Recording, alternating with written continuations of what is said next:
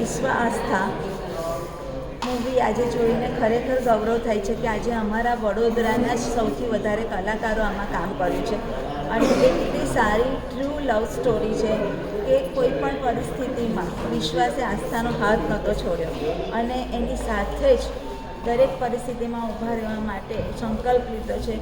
આ જ ખરી લવ સ્ટોરી છે. દરેક વ્યક્તિએ પોતાના જીવનમાં ઉતારવા જેવી છે અને પરિસ્થિતિ કોઈ પણ હોય પ્રેમ સાચો છે એ બતાવવું એ આ મૂવીનું ખરેખર બહુ સારું છે. નિકુંજભાઈ મોદી અને અમારા વડોદરાના તમામ કલાકારોને અભિનંદન. ખૂબ સરસ. અને અમને એવું લાગ્યું જ નહીં, અમે ગુજરાતી મૂવી જોતા જ હોય છે પણ એક ડિફરન્ટ ટચ હતો આમાં, બોલિવૂડ જેવું લાગતું હતું.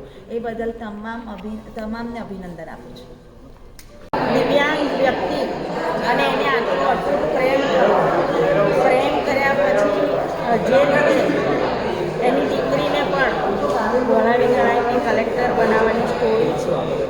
એની સાથે સાથે પેરેન્ટ્સને પણ એક મેસેજ છે કે તમારા આવા સંતાન હોય તો તમે એમને એ રીતે સાચવો. ભગવાન દરેકની હૃદયમાં છે, પણ તમે મંદિરમાં બેઠા અને દીકરીનો આ વિષય થયો.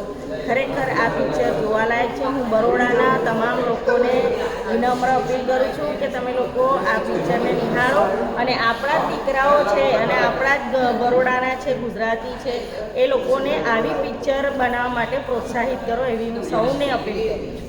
Thank you so much.